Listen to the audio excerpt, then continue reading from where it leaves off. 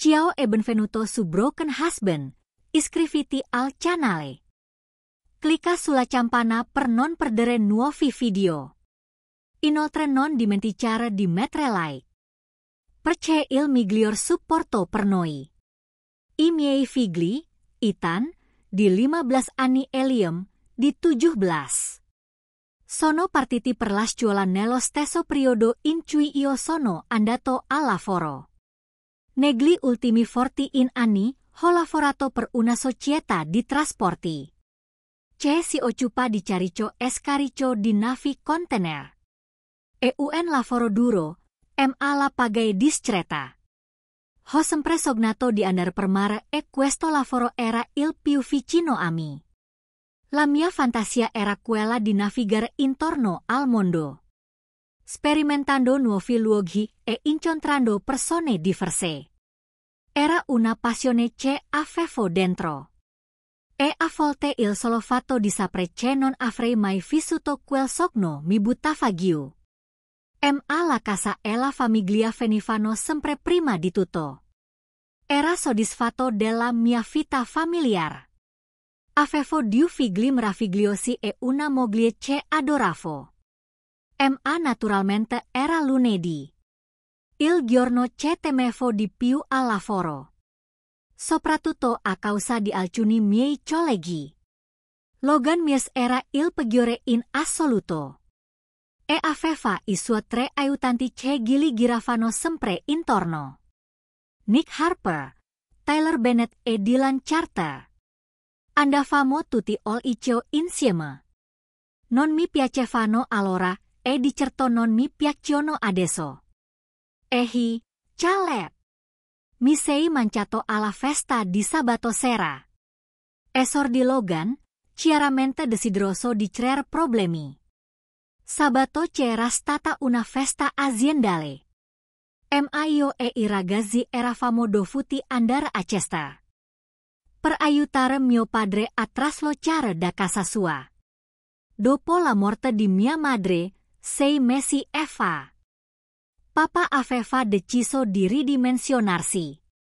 Jenny era delusa, così le disse di andare alla festa senza di noi. Quando siamo tornati domenica sera. Le ho chiesto come fosse andata. E lei mi ha risposto semplicemente.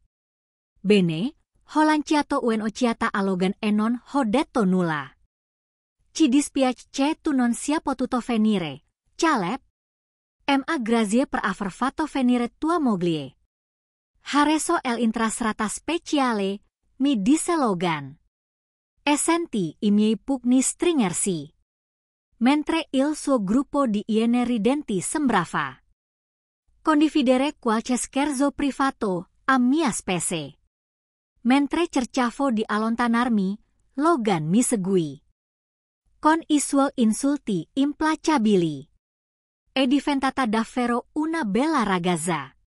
Dai tempi del liceo, Caleb. Sei un ragazzo fortunato et avere. Che ti aspetta a casa ogni sera. Era chiaro che sarebbe stata una lunga giornata. Le vene della fronte mi pulsavano. E sentivo i tendini del collo contrasti. Controllare il mio temperamento. Era sempre stata una lotta. E cercai di allontanarmi di nuovo. Voltandosi verso il gruppo. Logan mi lanciò qualcosa di rosso e morbido. Era un paio di mutandine rose. Jenny deve averle dimenticate sabato. Potrebbero servirle per abbinarsi al reggiseno rosso che indossava. E l'intro gruppo scoppiò in una risata. Rimasi lì a fissare la seta rosa. Che era caduta ai miei piedi. Sulla piattaforma di carico in cemento. Senza fare alcuna mossa per raccoglierla. Il mio respiro si era fermato. E i muscoli dello stomaco si stavano tendendo. Mentre sentivo la rabbia ribollire. Potevo sopportare facilmente. Uno qualsiasi di loro. Ma tutti insieme potevano essere troppo. in quel momento non mi importava. La viai verso di loro quando una mano enorme si posò sulla mia spalla. Era Ryan Parker, il capo squadra del Molo. Mi guardo dritto negli occhi. E fece un cenno verso l'ufficio principale. Senza dire una parola. Guarda il gruppo con un odio che non avevano mai visto prima. E seguirono super le scale. Le risate cessarono. E gli sguardi preoccupati sostituirono i sorrisi sui loro volti. Ryan entrò nell'ufficio di Mark Thompson. E io presi posto di fronte alla segretaria di Mark, Megan. Caleb fu una tazza di caffè? Mi chiese. No, grazie, risposi. Sono troppo sconvolta. Pregher una tazza in questo momento. Potevo vedere Ryan e Mark parlar. Attraverso il vetro divisorio. Sembravano seri. Megan eri alla festa di sabato sera? Chiesi, lei a noi. Può dirmi cosa è successo? Jenny non ha detto nulla. E io non so cosa far. Ho bisogno di risposta. Megan esitò. Rimescolando le carte sulla scrivania. Nel tentativo di non rispondere. Non dovrei dire nulla, Caleb. E una cosa che devi discutere con tua moglie. Tu eri lì, Megan. Hai visto cosa è successo? Dammi solo un indizio lo supplicai. Dopo altri tentennamenti, Megan parlò. Jenny si è presentata. Il festa vestita in modo impressionante.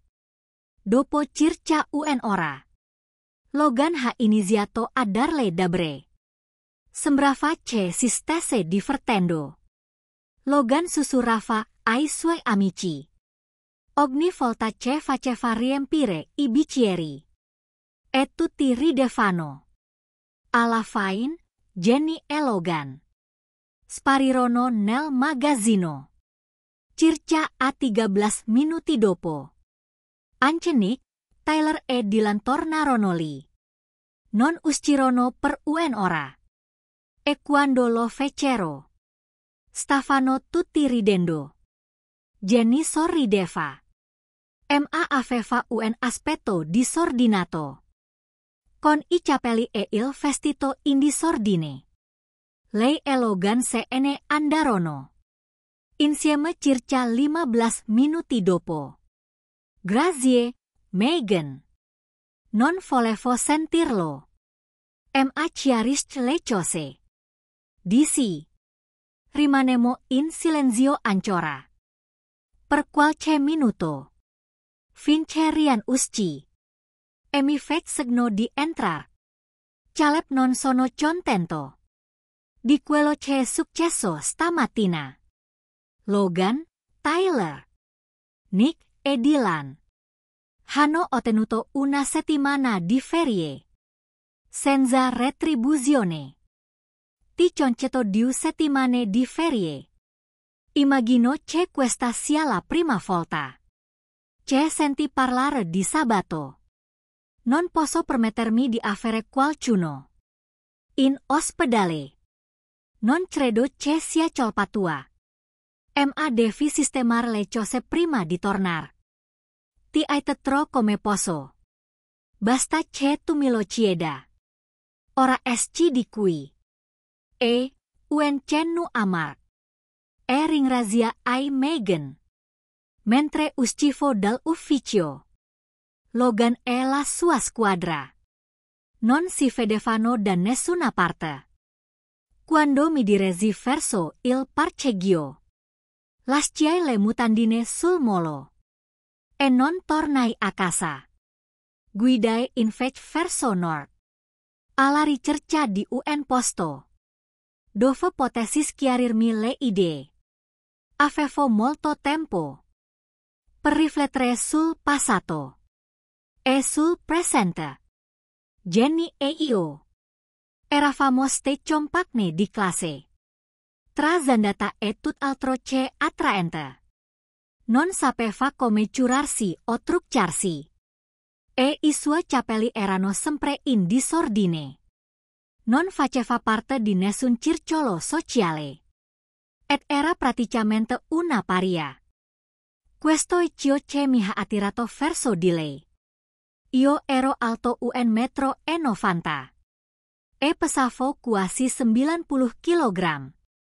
Grosso ma goffo. Timido e tut altro che bello. Al liceo ero troppo impacciato. Per lo sport. Logan mies invece. Era l'esato contrario. Era bello, parlava senza peli sulla lingua. Ed era atletico. Può sembrare ridicolo. Ma si diceva che le ragazze cercassero di convincere Logan a portarle fuori. Per poter essere il primo. Non ha mai avuto una ragazza fissa.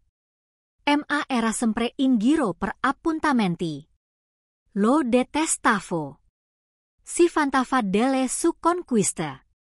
E mentre le ragazze sembravano gradire le attenzioni, Jenny era elezione.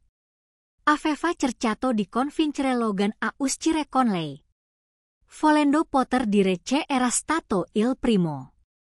Logan non solo l'aveva rifiutata, ma l'aveva anche annunciato a tutta la scuola, dicendo che se las passava solo con le ragazze.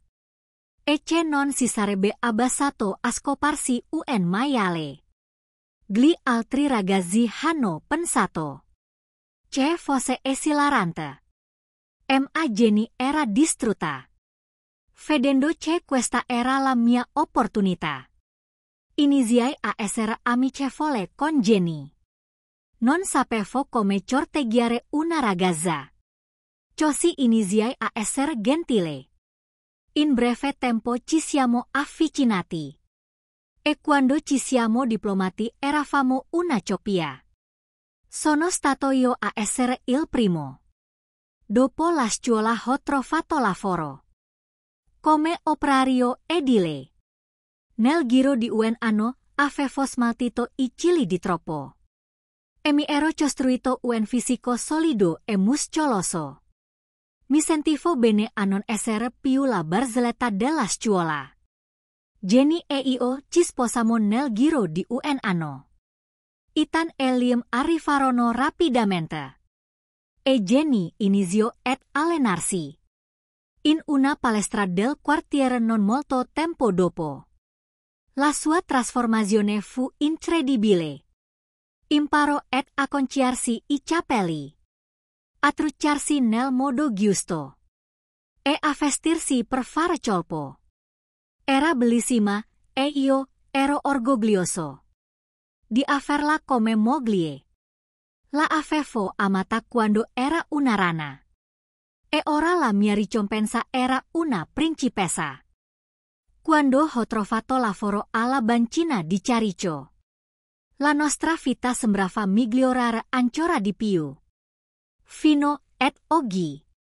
Mentre guidavo lungo la 14, che presto sarebbe diventata LA1.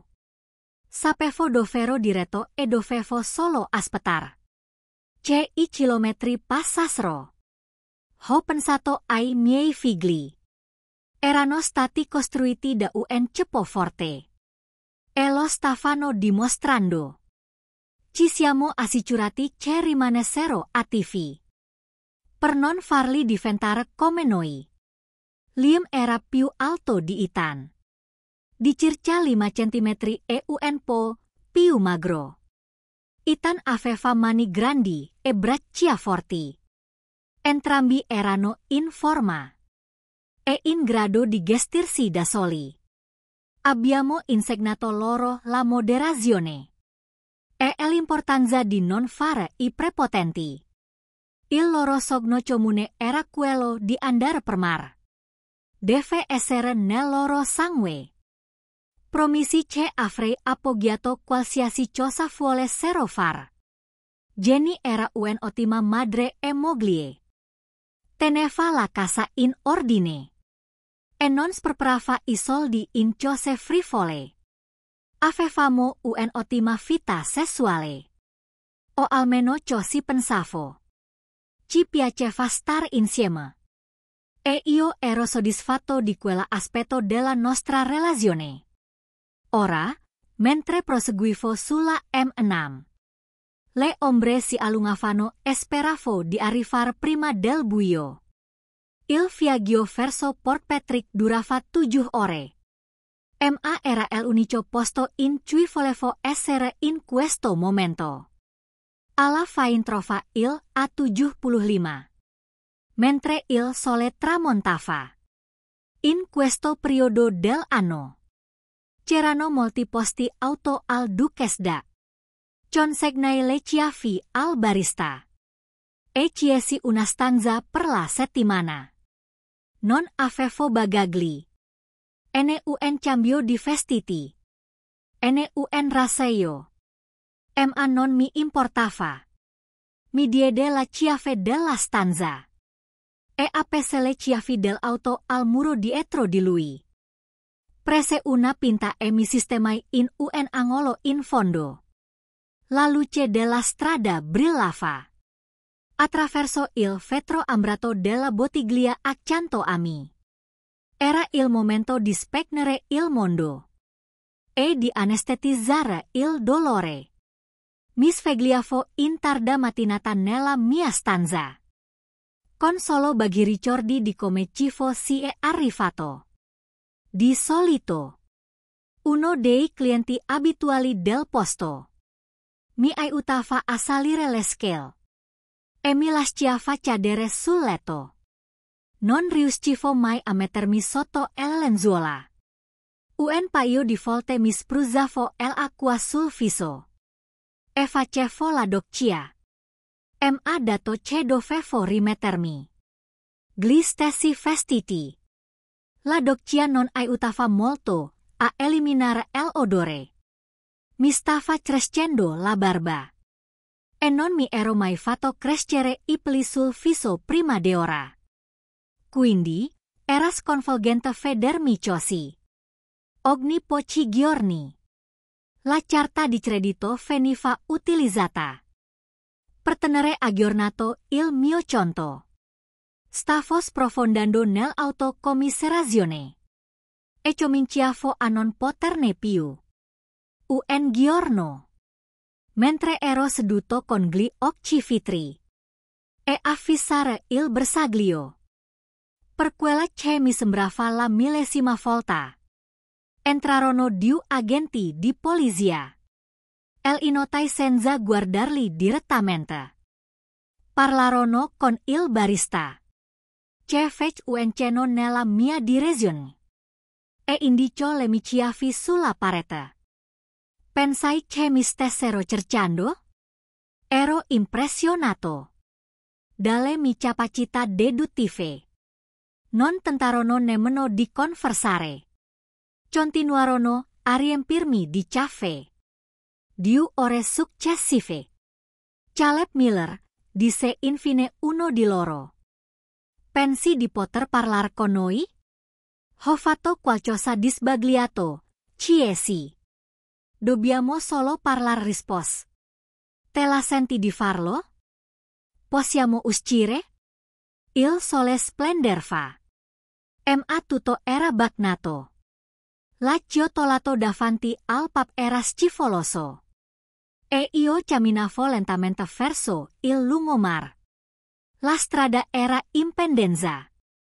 E sentivo ancora un po' instabile. L'aria fresca mi rinfrescava I polmoni. Non fumo. Ma l'aria all'interno del pub era così densa. Che l'effetto era lo stesso. Mi sporsi dal muretto di granito e vomitai. Era per lo più liquido. Dato che di recente non avevo mangiato molto cibo solido. Quando la mia testa cominciò a schiarirsi. Ance la mia vista sischiari. I miei diu compagni aspettavano pazientemente. Ce mi ricon ponesi. Mi sentivo in colpa per averli messi in difficoltà. La pancina succui mi sedeti era bagnata. Ma non mi dispiaceva. In cosa posso aiutarvi, signori? Jesse. Per prima cosa stavamo cercando di rintracciarla. Visto che è scomparso da 10 giorni. Ha spiegato un agente. In secondo luogo stiamo cercando di trovar Logan Mies. Speravamo che lei potesse aiutarci. Beh, mi avete trovato. Quindi è tutto risolto. Non ho visto Logan Mies da quando sono arrivato qui. Il barista può confermare che non ho lasciato la locanda. Da quando mi sono registrato. Non so dove sia Logan. Ma ho intenzione di cercarlo quando torno a casa. Ho chiacchierato con loro per un'altra ora. Non avevano nulla da farmi pagare. E sembravano interessati soprattutto a parlare di Logan. Mi avevano rintracciato grazie a Gilia debiti. Sulla mia carta di credito. Mi feci un appunto mentale per evitare quell'errore in futuro. Semai mi fosse capitato. Cesi dalla collina. Comprai dei vestiti nuovi e uno spazzolino da denti. E mi preparai ad affrontare qualsiasi cosa mi aspettasse. Decisi di tenere la barba per un po'. Ance se sembrava piuttosto ruvida. Dopo un'ultima doccia. Paga il conto e tornai a casa. Mi fermai un paio di volte lungo la strada. Diu volte per mangiare qualcosa. Ma soprattutto per ritardare il mio arrivo. A casa non mi aspettava nulla di piacevole. Ance se ero ansioso di vedere i miei ragazzi. Quando entrai, Jenny era seduta sul divano sotto un'unica luce fioca. Mi guardava con le mani nervosamente appoggiate in grembo. Sembrava che stesse piangendo. Ance sarà difficile capirlo con la scarsa illuminazione. Andai a prendere una birra. Ma senti un'ondata di nausea. Così optai per una Coca-Cola. Mi sedetti sulla poltrona reclinabile di fronte a lei. E aspettai che parlasse. I ragazzi stanno da amici stasera, disse Jenny. È stata una mia idea. Così avremo un po' di privacy per parlare. Perché non mi hai parlato prima che lo scoprissi? Jesse. Non lo so, rispose lei. Abbassando lo sguardo. Credo di aver avuto paura. Paura di cosa ho insistito. Non ero sicuro di come avresti reagito. O di cosa avresti fatto. Ho fatto una cosa stupida e mi si è ritorta contro. Un ritorno di fiamma. Di che diavolo stai parlando? Mi prometti che non ti arrabbierai. Calche? Non lo so. Forse meglio se mi dici la verità. Ma vedremo. Ti ricordi cosa mi ha fatto Logan al liceo? Mi chiese. Sì, risposi. Con la rabbia che mi divampava. Da allora ho sempre voluto vendicarmi per questo. Beh, continuò a Jenny. Sabato sera alla festa sembrava l'occasione perfetta. Così gli ottengo una trappola. Non mi sembra la storia che ho sentito. Ascolta, Caleb, disse Jenny. Come ho detto. Mi si è ritorto contro. Mi sono vestita molto bene. E Logan ha iniziato a provarci con me. Io ho fatto credere che stesse funzionando. E lui mi ha proposto di andare nel magazzino. Ci siamo baciati un po'. Ho dovuto farlo per incastrarlo. Dopo uenpo, mi tocco. Ma solo fuori dal reggiseno. Mi sono tolta le mutandine. E le ho sventolate davanti a lui per stuzzicarlo. Per assicurarmi che fosse eccitato. Perché lo stavi facendo? A cosa stavi pensando? Volevo vendicarmi. Ha detto, con aria colpevole. Volevo fargli alla pagare per avermi umiliato. E poi cosa è successo? Ho notato il rigonfiamento dei suoi pantaloni. Così ho detto di togliersi. Per poterci divertire. Quando si ha abbassato i pantaloni e le mutande. Ho fatto qualcosa che le ragazze non dovrebbero mai far.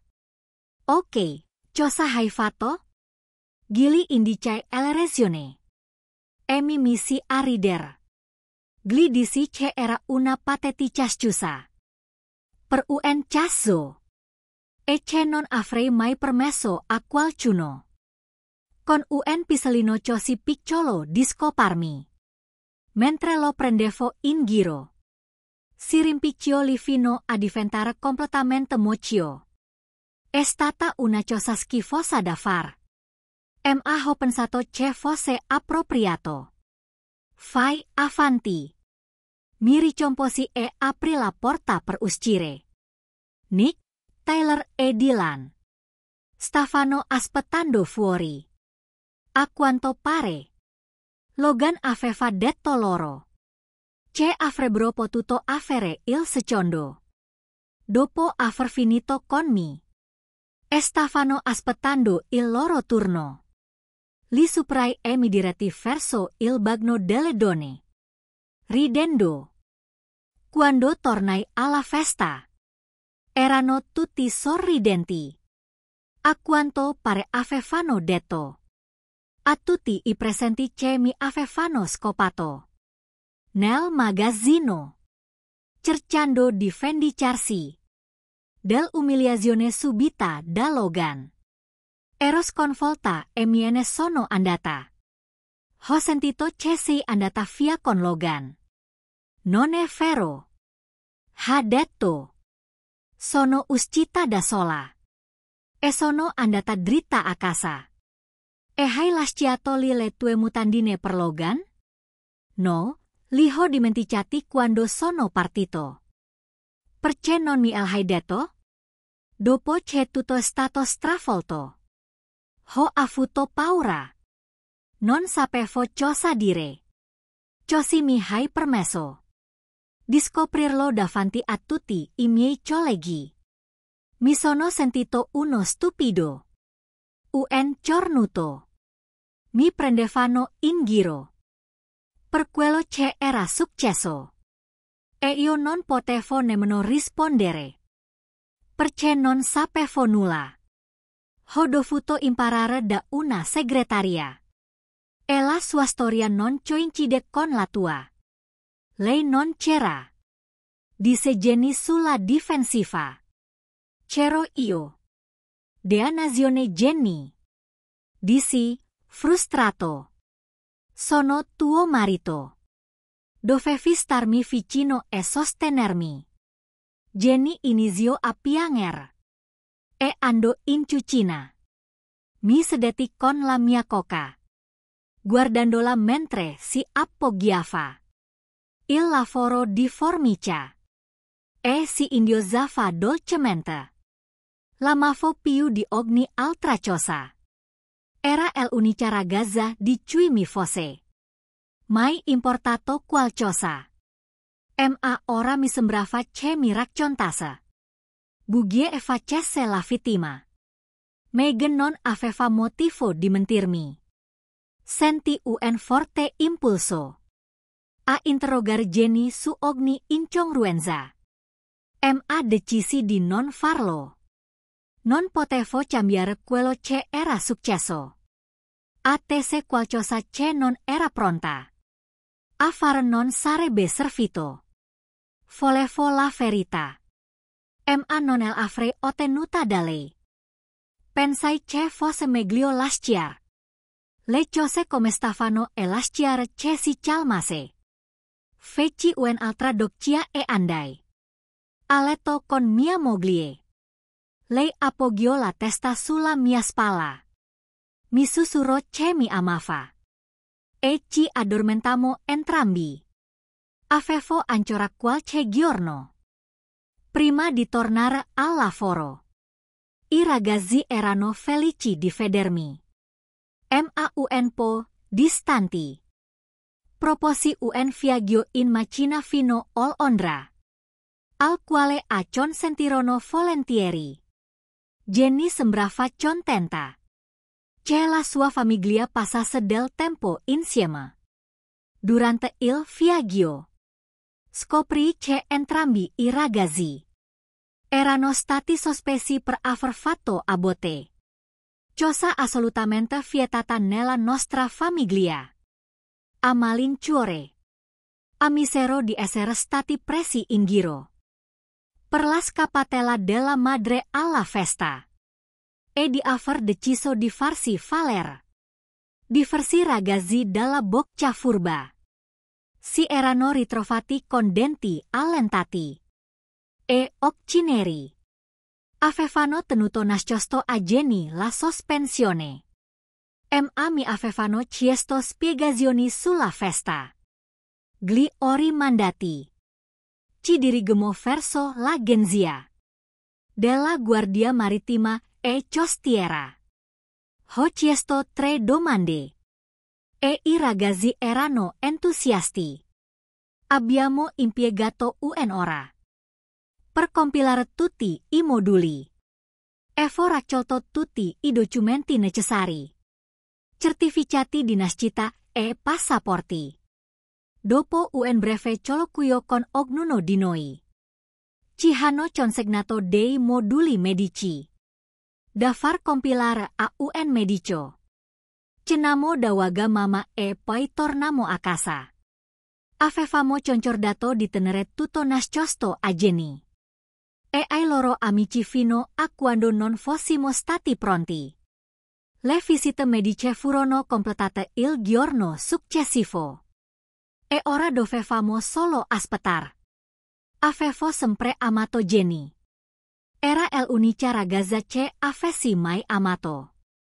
L'unica con cui fosse andato a letto.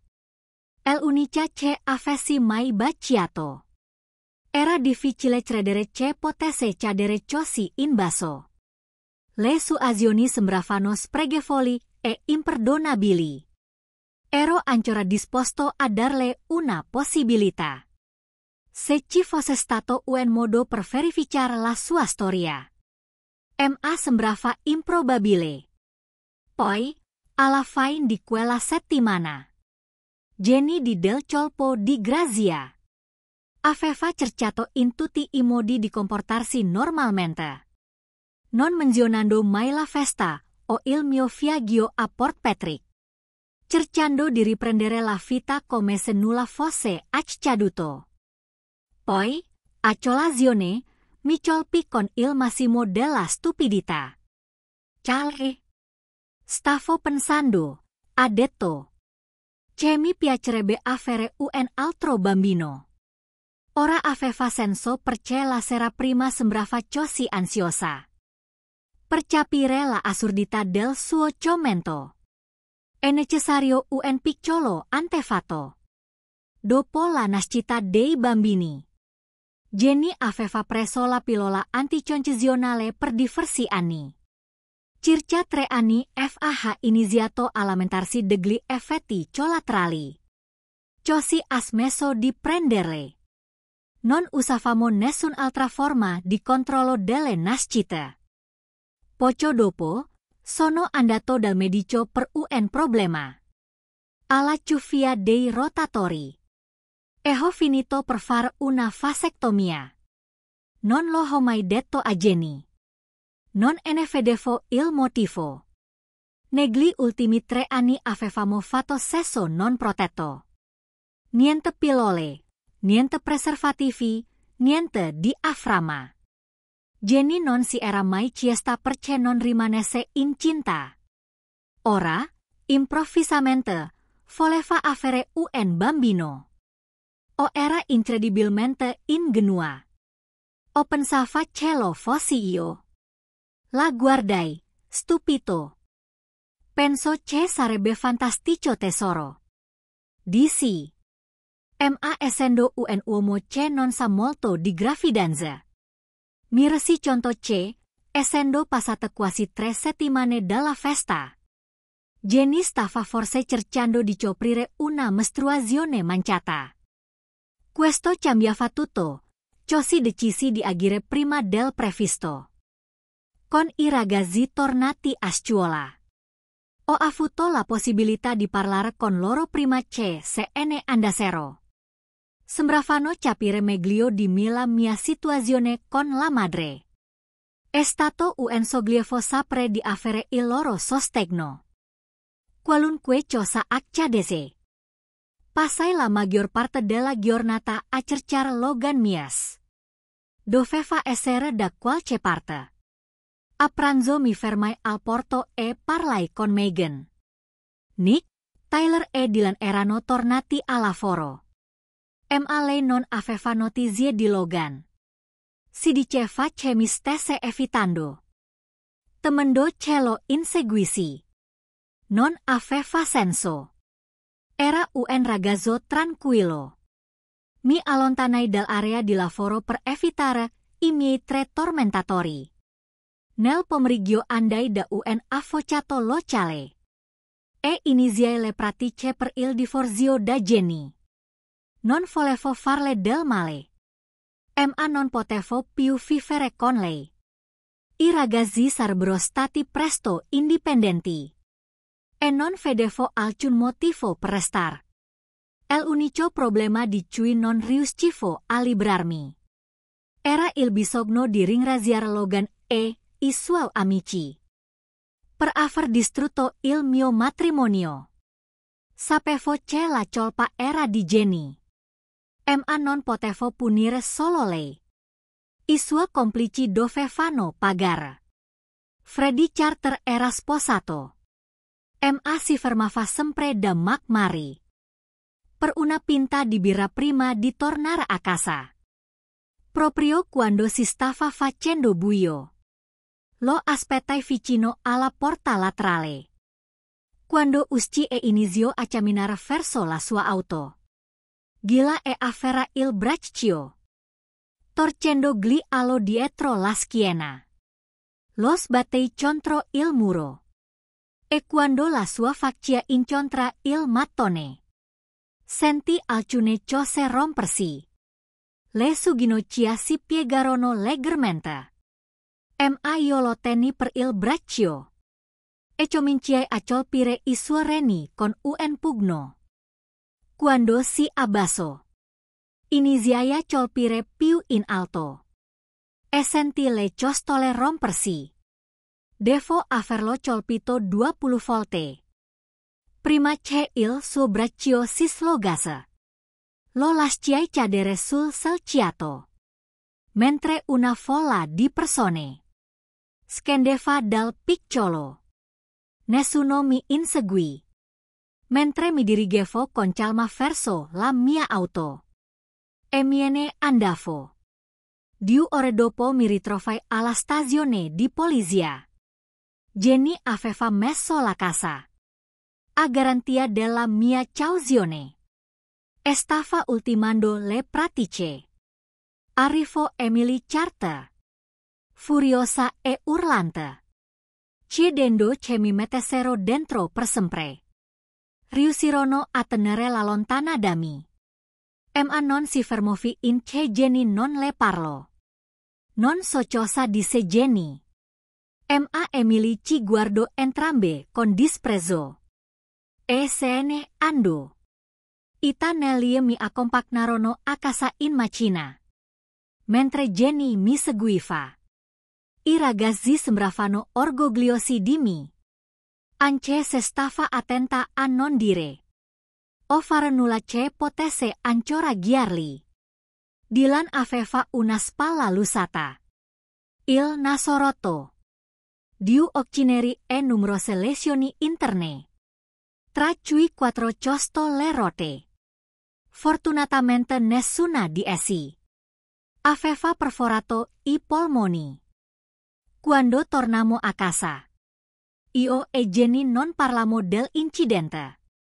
Dormì sul divano. Per la prima volta in 20 anni. Ma non mi dispiace. La mattina dopo mi alzai presto, cercando di capire quale sarebbe stata la mia prossima mossa. La Osachamaru stava scaricciando a Felix. E il capitano, Luis Delgado, era un tipo apposto disposto ad assumermi. Una volta ottenuti I documenti, mi ripromisi di tornare a trovarlo nel corso della settimana. Mentre tornavo a casa, mi fermai per fare il pieno di benzina. Appena finito, mi accorsi che qualcuno stava correndo verso di me. Mi girai appena in tempo per vedere Tyler Bennett che mi tirava addosso un peso di legno. Da Tuxford, il legno mi colpì il braccio sinistro. Prima di incrinarmi un paio di costole, mi piegai per il dolore e faticai a respirar. Con gli occhi chiusi, enam di dei lampi bianchi, e senti I ginocchi a cedere. La mazza di legno fece un tonfo sordo. Quando rimbalzò sul asfalto, Tyler non riuscì a tenerla dopo l'impatto. Mentre cadevo, la mia mano destra si allungò e si aggrappò a della flanella. Mi girai a sinistra e sbatté il pugno destro, con la flanella avvolta intorno, a terra. Mi senti atterrare pesantemente sul corpo di Tyler. Avevo gli occhi benchiusi, cercando di bloccare il dolore al fianco sinistro. Non riuscivo a muovere il braccio sinistro, agendo per puro istinto. La mia mano destra cominciò a battere su giù. Non sapevo cosa stessi colpendo. Ma finché non era l'asfalto, continuavo a farlo.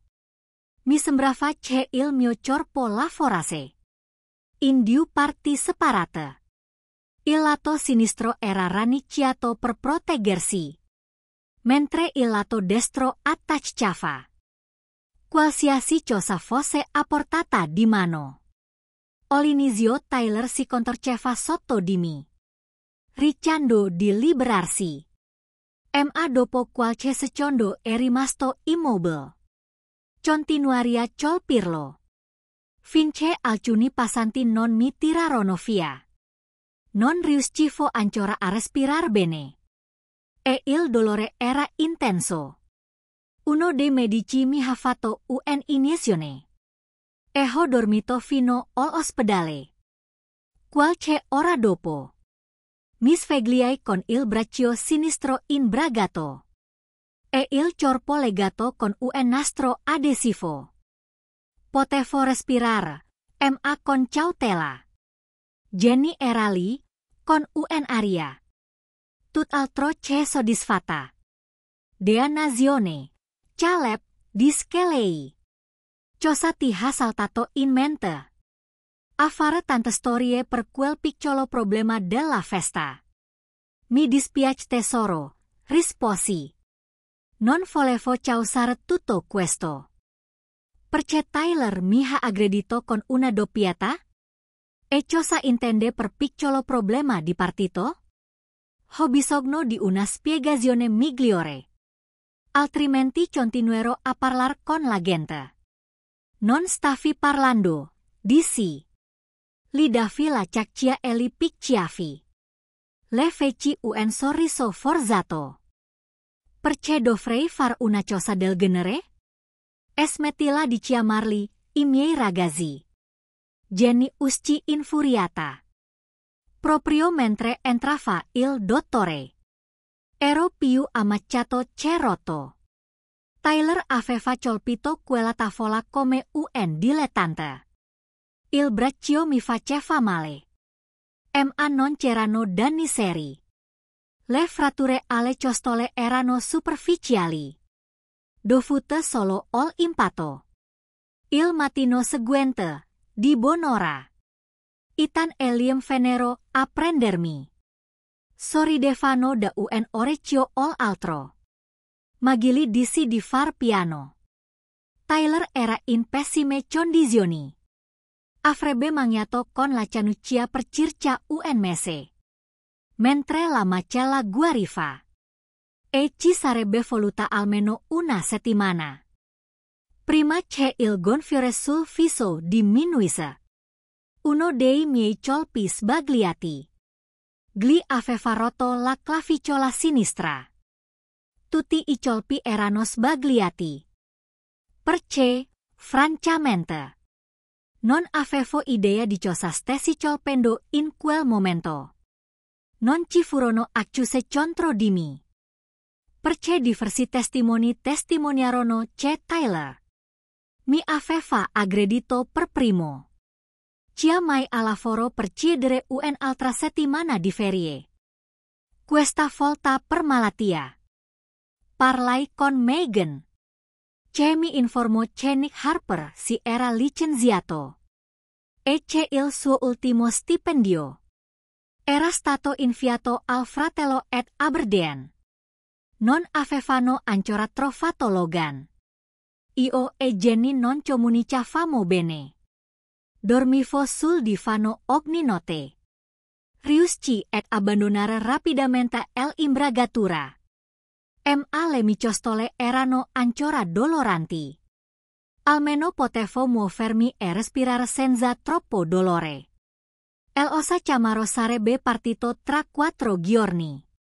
Andai dal mio avvocato e i documenti per il divorzio erano pronti. Gli ordinai di notificarli. Entro 4 giorni. Avrei lasciato tutto a Jenny. La casa sarebbe andata a lei. Anche se la società di garanzia avrebbe sequestrata quando non avessi pagato la cauzione. Non mi importava. Oleh charte del divorzio. Allegai una copia dei documenti della mia vasectomia. E un recente rapporto di laboratorio. Sulla conta spermatica. Feci qualche telefonata agli amici in Scozia. E passai un po' di tempo in palestra.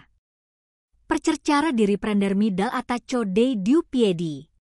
Mark Thompson non era entusiasta della mia partenza. Ma ha accettato di mantenere il silenzio. Finché ha potuto. Gli chiesi di prendersi cura dei miei ragazzi. Se necessario. Jenny aveva smesso di andare in palestra. E la casa stava cadendo a pezzi. Il bucato si accumulava e la casa era in disordine.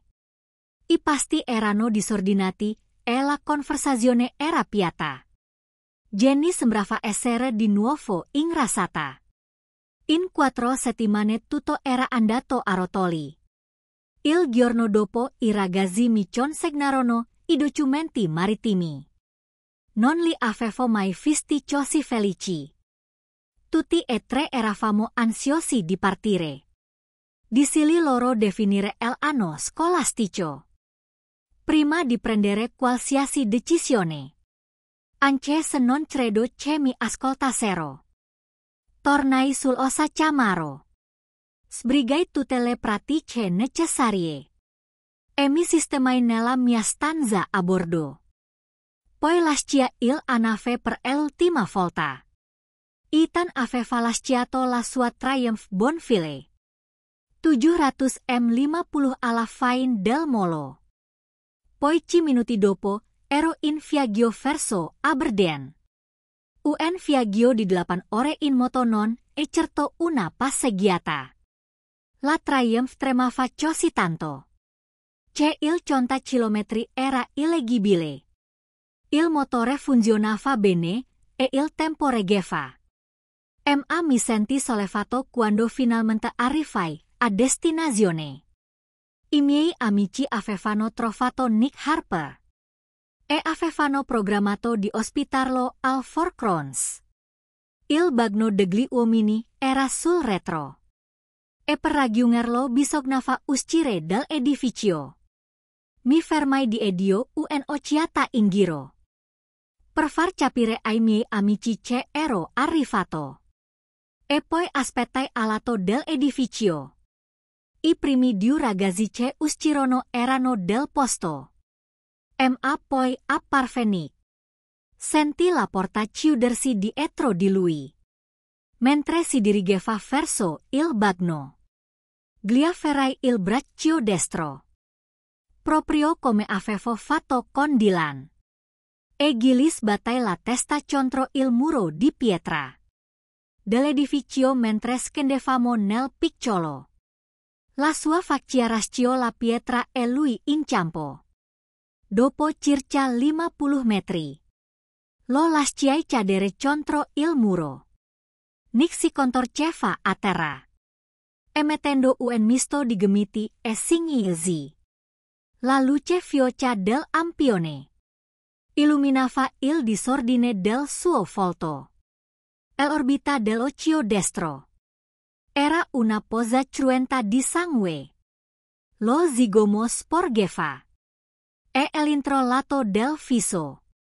Era un pasticcio crudo e graffiato. Ti prego, Caleb. Non uccidermi. Mi dispiace. Mi dispiace davvero. Non avevo intenzione di ucciderlo. Ma non aveva senso dirglielo in questo momento. Ecco l'accordo, Nick. Dimmi tutta la verità su quella notte alla festa. E ti lascerò vivere. Se mi mentirai, avrò chiuso con te. Va bene, va bene.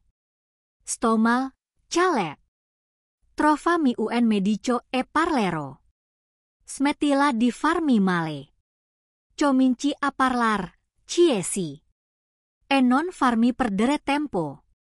Ok, basta. Quando Jenny arrivò alla festa da sola. Logan era tutto eccitato. Ha iniziato a fantarsi di come ella avrebbe fatta ubriacare. E poi avrebbe fatto di tutto per averla. Lei aveva un aspetto fantastico, lo giuro. Vestita e pronta a far festa. Logan iniziò a darle da bere. E ci disse che avremmo avuto il nostro turno. Dopo che lui avesse finito. Non pensavamo che ella avrebbe fatta. Alla fine la trascinò nel magazzino e noi la seguimmo. Sei sicuro di voler sentire questo? Chiese con la voce tremante. Sì, continua. Va bene, ma non fatemi più male. Sentivamo Logan e Jenny dietro la porta. E lei gemeva e parlava in modo sconcio. Come le ragazze dei porno. Ci stavamo eccitando parecchio solo ed ascoltar. Dopo un po', Logan aprì la porta. Jenny era distesa sul divano con un ginocchio alzato. E le parti intime esposte. Il top era abbassato intorno alla vita. I seni erano in vista e lei aveva un grande sorriso impaziente. Ognuno di noi fece il suo turno con lei. E lei iniziò anche a farci dei pompini mentre lo facevamo. Non le abbiamo fatto del male, Caleb. Non l'abbiamo costretta a far nulla. Logan e Dylan hanno optato per il sesso anale. Ma io e Tyler non eravamo d'accordo. Quando abbiamo finito, l'abbiamo aiutata a vestirsi. Lei e Logan se ne sono andati insieme. E credo che si siano fermati da qualche parte. Prima che lui la accompagnasse. Ma non ne sono sicuro. Ella verita, chale. Lo giuro. Non le abbiamo fatto del male. Enele abbiamo fatto far qualcosa che non voleva. Lo studiai con un'espressione illeggibile. Sa dove si trova Logan Mears adesso? Scose deformenta la testa. Questo uomo non era nella posizione di mentire. La sua storia corrispondeva più al racconto di Megan che a quello di Jenny. Sotto la luce del lampione, il suo volto era un incubo. Sanguinava pesantemente con l'orbita oculare che si anneriva. La pelle che si stacciava e la carne rossa e cruda esposta. Bussai alla porta chiusa del pub. Scambiai qualche parola con i vecchi amici.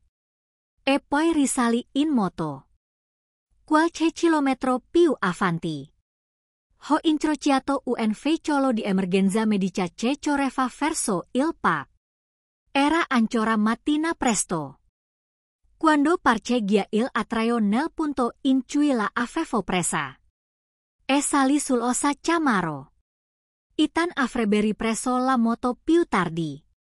Il mio primo turno era la sera stessa. Così passa il resto della giornata. A cercare di riprendermi dal viaggio. La moto era stata brutale. Avrei dovuto prendere la macchina. Dopo qualche ora mi sono svegliato. Ho fatto la doccia e ho mangiato qualcosa. Il mio supervisore mi ha informato sulle mie mansioni. E poi sono stato lasciato libero di cavarmela da solo. Il lavoro era semplice. Niente di troppo complicato. La vera sfida è stata l'equipaggio. Erano scostanti e poco accoglienti. Rispondevano alle mie domande. Ma non offrivano assistenza o cameratismo. Erano uniti nel loro gruppo ristretto. E io ero chiaramente un'estranea. Sembrava che entrare nella loro cerchia fosse quasi impossibile. Decisi di non dare nell'occhio e di aspettare. Jenny era sicuramente al corrente della mia assenza. Avrebbe dovuto ricevere i documenti per il divorzio. Quella mattina e non avevo dubbi. Che Nick Harper avesse spifferato tutto alle autorità. Potevo praticamente immaginare i miei due figli demoni. Che sorridevano di questo chaos. Il mio turno finì e andai a letto. 2 giorni dopo, a metà giornata, fui convocato nell'ufficio del capitano Delgado. Il capitano non sembrava molto soddisfatto. Quando mi presento davanti a lui. Signor Miller esordì. La Royal Navy ha chiesto di far attrarre un elicottero sullo Zacamaru per trasportarla sulla terraferma. Stamattina ho ricevuto un lungo telegramma che illustra le motivazioni di questa richiesta. Le fornirò una sintesi dei punti principali. Se ci sono errori, potete correggerli. A noi preparandomi ai dettagli. Vogliono interrogarla sulla scomparsa di un uomo di nome Logan Mears. E anche accusato di aver picchiato gravemente un uomo di nome Fred Charter, che ora ha perso un rene e potrebbe perdere l'altro. Ha perso la cauzione per questa accusa. Inoltre c'è una accusa per aver mutilato un uomo di nome Taylor Bennett, sebbene all'inizio sia stata classificata come legittima difesa. La gravità dell'efferite ha fatto sì che venisse riclassificata. Infine, sembra che la notte in cui è salito a bordo di questa nave abbia picchiato un uomo di nome Nick Harper. Ed Aberdeen, tanto da fargli perdere il cio destro. Non ho idea di come lei possa essere qui. E et aberde nello stesso momento. E non voglio saperlo. Sembra che tutto questo case sia stato fatto per vendicare un affronto personale. A qual commento da far, Signor Miller. Signore, mi scuso per il disturbo che ho causato, DC. Ma se avessi trovato Logan Myers, sarebbe in ospedale con gli altri. Non so proprio dove sia quel bastardo. Preparerò le micose e sarò pronto per l'elicottero quando arriverà. Il capitano Delgado mi guardò e sorrise. Non sarà necessario. Ho detto loro che non sei mai salito a bordo. Non ce nessun Caleb Miller sul osa Camaro. Ora torna al lavoro. Tornai negli alloggi dell'equipaggio. Feci una doccia e mi preparai per il mio turno. Quando arrivò la cena della polizia aveva fatto il giro dell'equipaggio. Improvvisamente ero il ragazzo più popolare a bordo. Sembrava che tutti volessero essere miei amici. Non ho avuto notizie di nessuno a casa fino a circa un mese dopo. Il mio avvocato inviò a un telegramma. Il divorzio era stato finalizzato rendendomi ufficialmente un uomo libero.